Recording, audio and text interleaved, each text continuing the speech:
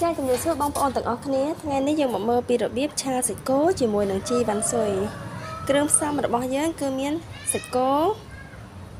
សាឡាត់ជីវ៉ាន់ស៊ុយម្ទេសទឹកត្រីប្រេងខ្យងដុំស៊ុប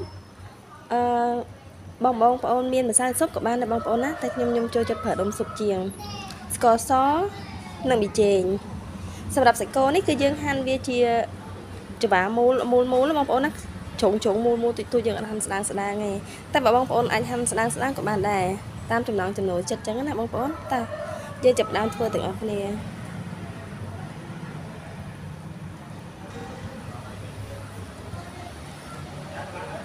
ហាន់សាច់គោបងប្អូនណា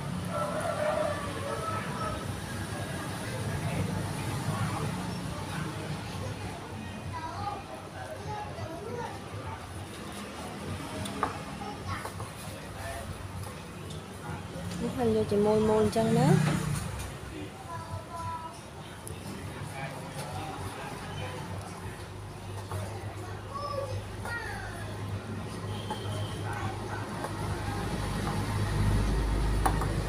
ហាន់អញ្ចឹងបងប្អូនណា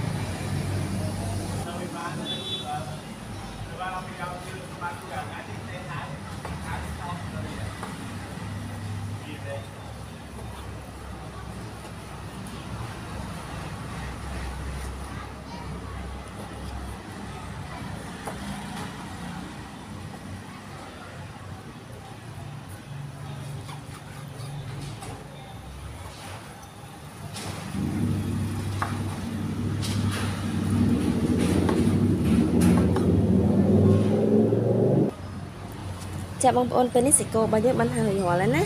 អញ្ចឹងហើយតោះយើងចាប់ផ្ដើមឆាទាំងអស់គ្នាចាបងប្អូនទាំងអស់គ្នាពេលនេះខ្ទះរបស់យើងគឺបានក្តៅហើយយើងដាក់ប្រេងឆាចូល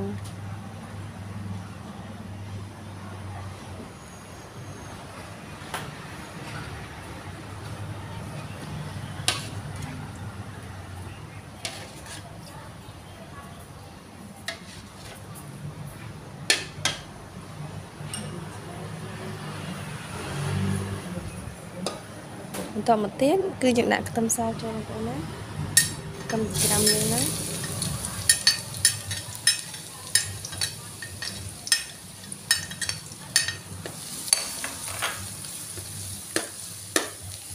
ឆាខ្ទឹមយើងឲ្យឡើងពណ៌ល្អឈ្ងុយហើយយើងដាក់គ្រឿងក្រៅចូលមុនបងប្អូនណាយើងដាក់ទឹកត្រីប្រេងខ្យងស្ករប៊ីចេងហើយនឹងដុំស៊ុបចូលមុន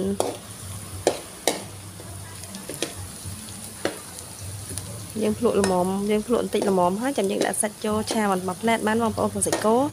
យើងឆាយូរពេកគឺអត់ឆ្ងាញ់ទេបងប្អូនណាយើងឆាមកឆ្អិនល្មមទៅបានហើយ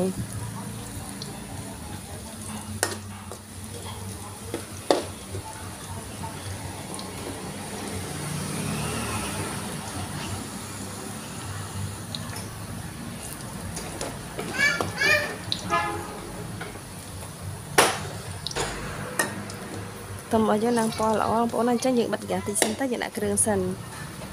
លើកុំឲ្យខ្ទឹមរបស់យើងខ្លោច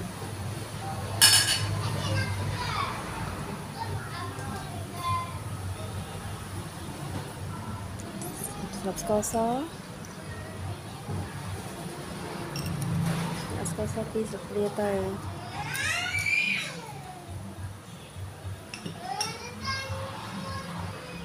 ស្លាប៊ីចេង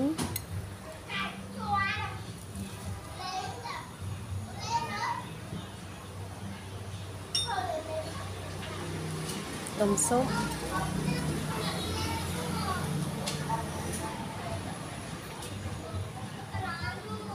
សម្រាប់ទឹកត្រីបងប្អូន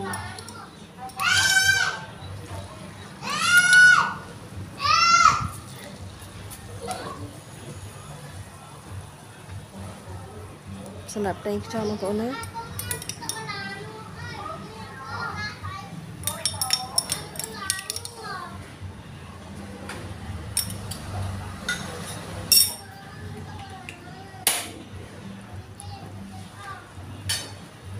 តោះទៅនេះបើភ្លើងវិញបងប្អូន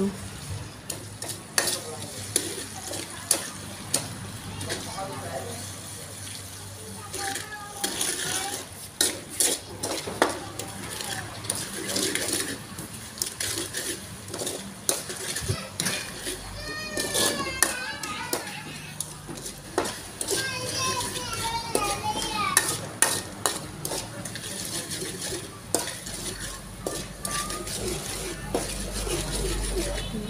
chả chui từ chẳng là dùng đi từ bông bó nó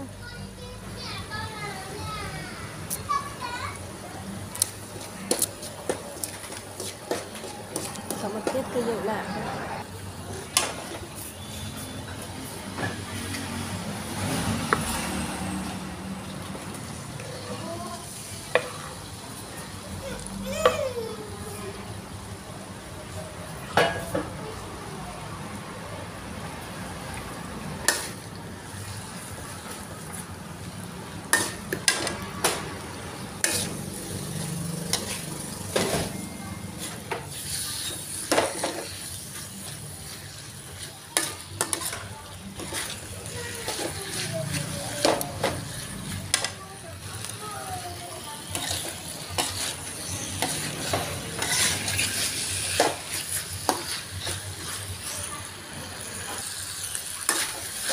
cha là mỏ mà nó bó nó cũng ở ăn tệ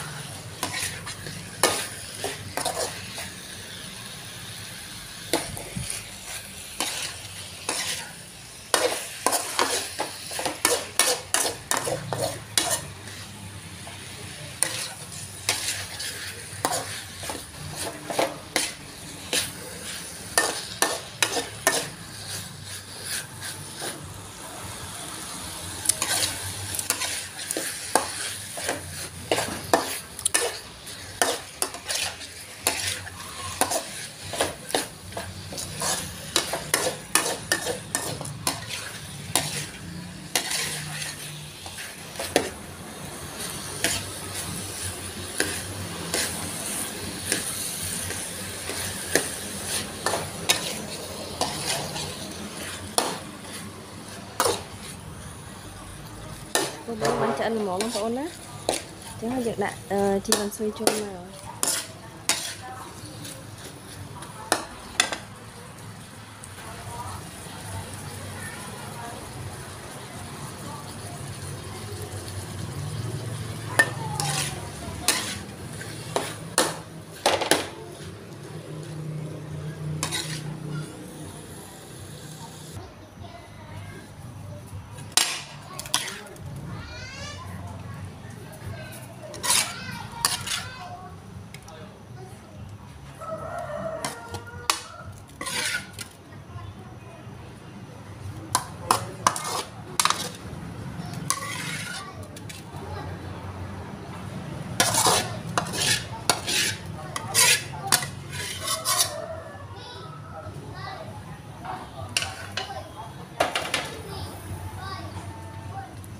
chào ông bọn từngគ្នាbên này cha sĩ cô cho mọi người ban xoay được bao nhiêu cứ ban chạm để đó ông bọn nó ai sẵn bóng bên nhằm ban từngគ្នាvà xin chỉ cho chất xong chui chuột like và subscribe cho nên được bao nhiêu mùi phò ok